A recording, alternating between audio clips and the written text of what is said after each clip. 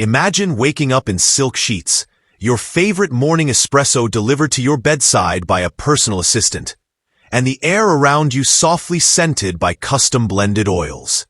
Sounds perfect, right? But what if I told you that this very comfort is a trap? A golden cage that dulls your instincts, weakens your will, and makes you dependent on things that never really mattered in the first place. The Roman Stoic philosopher Seneca, one of the wealthiest men of his time, understood this better than anyone. He had everything the world could offer, yet he warned us about the silent dangers of luxury. He knew what most people today are too distracted to see. Luxury isn't freedom, it's a leash made of gold. Seneca, the Roman statesman, playwright, and philosopher, lived a life filled with paradox. He had immense wealth, yet his teachings warned sharply against the dangers of wealth's seductive pull. He understood that luxury doesn't just change your lifestyle. It reshapes your mindset, erodes your discipline, and enslaves you to comfort. In a society that constantly pushes us to want more, buy more, and flaunt more, Seneca's message is more relevant than ever. The more you chase luxury, the further you drift from inner peace. This isn't about minimalism or being anti-money. It's about becoming immune to the illusions that luxury creates. Seneca believed in owning wealth without letting it own you. If you've ever felt like something is missing despite having everything, then you need to hear what he knew. Chapter 1. Seneca's Paradox, Riches Without Attachment. Seneca was a paradox walking in a toga. One of the wealthiest men in the Roman Empire, he could afford anything: mansions, servants, rare delicacies, even influence over emperors. Yet he constantly wrote against the very lifestyle he had access to. Why? Because he saw the truth firsthand. Luxury changes people. In his famous letters to Lucilius, Seneca wrote, "It is not the man who has too little, but the man who craves more, that is poor." Let that sink in. You could own a mansion and still feel like you're lacking. You could dine on silver plates and still feel empty. Because the danger of luxury isn't just in the possession, it's in the addiction. When you get used to soft living, your mind softens with it. You stop being sharp. You stop being grateful. And worst of all, you stop being resilient. Seneca deliberately practiced voluntary discomfort.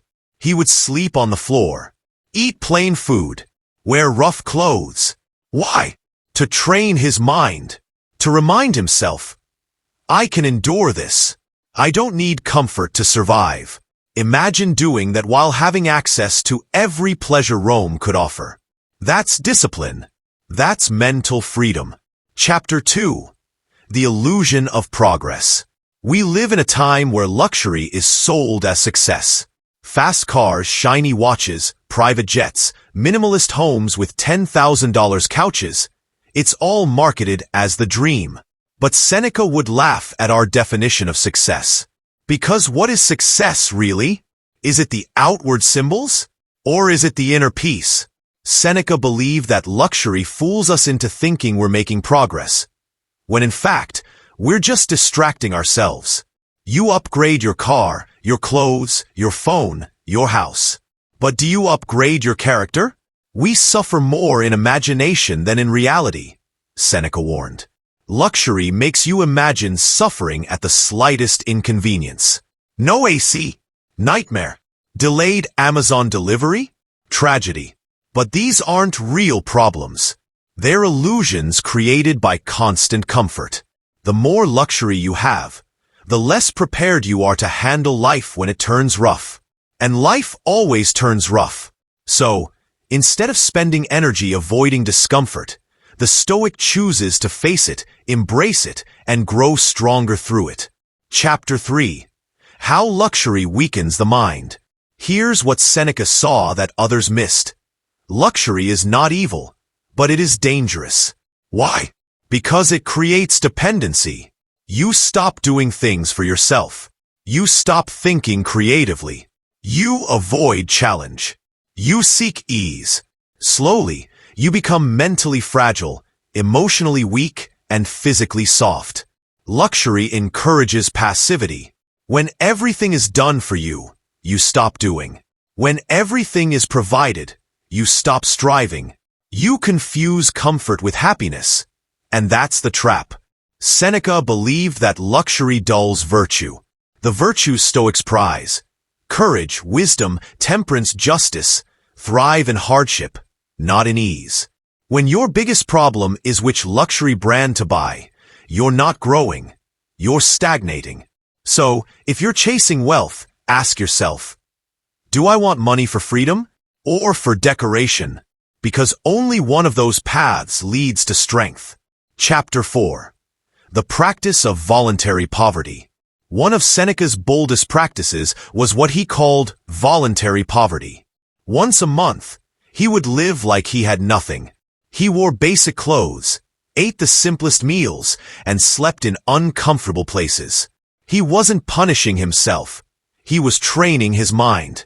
His goal was to remind himself, even if I lose everything, I can still endure.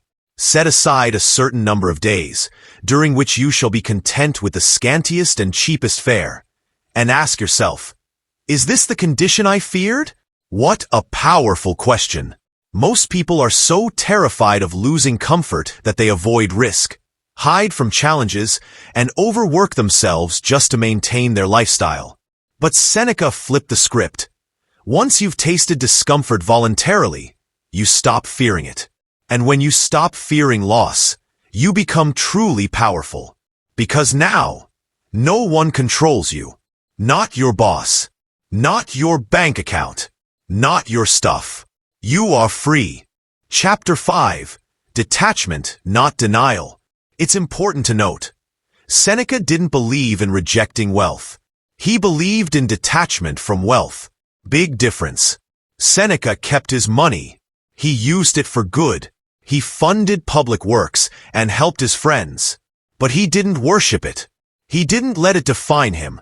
And most importantly, he wasn't scared to lose it. That's the Stoic way. Use wealth.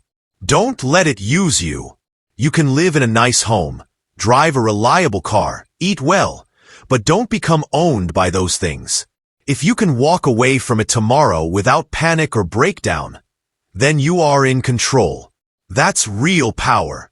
So don't fall into the modern trap of flaunting wealth as a personality. Stoicism teaches that the only wealth worth chasing is the kind that builds your soul, not just your wardrobe. Chapter 6. Luxury and Anxiety.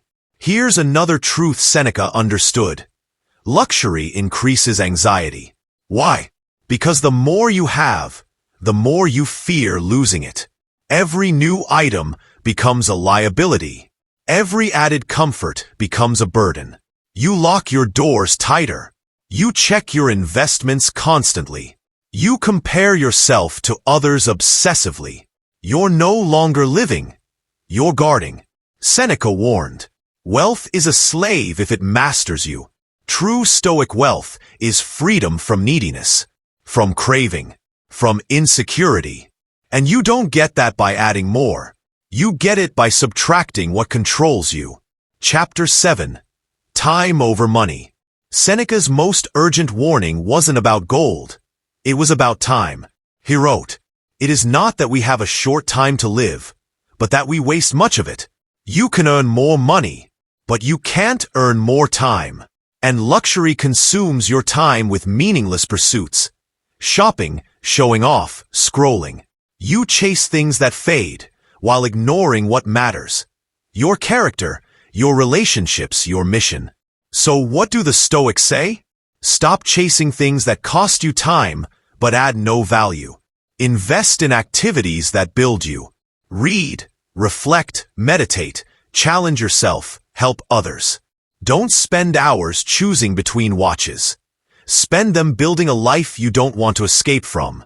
Chapter 8. Modern Application. Escape the trap. Let's bring it into the modern world. Luxury today isn't just money. It's everything we're addicted to: social media, endless consumption, overindulgence. And it's all designed to keep you distracted, compliant, and weak. So how do you escape? Start small. Spend 1 day a week with no spending. Sleep on the floor once a month. Eat the same meal every day for a week. Go for a walk without your phone. Reflect. What do I really need to live well? You'll be shocked by how little you actually need, and how strong you start to feel without the crutches of comfort. Seneca's warning for you. Seneca saw it coming. A world where men are slaves to fashion, food, fame. Where happiness is rented, not cultivated. Where wealth is pursued, but never understood. He lived through it. And he left us a warning. Begin at once to live, and count each separate day as a separate life. Stop letting luxury define you. Start training your mind to be stronger than your cravings. That's what Seneca knew. That's what the Stoics lived by. And that's what you can choose today. If this video sparked something in you, don't let it fade. Shield like this video if you're ready to take control of your life. Thought balloon comment below. What luxury are you ready to walk away from?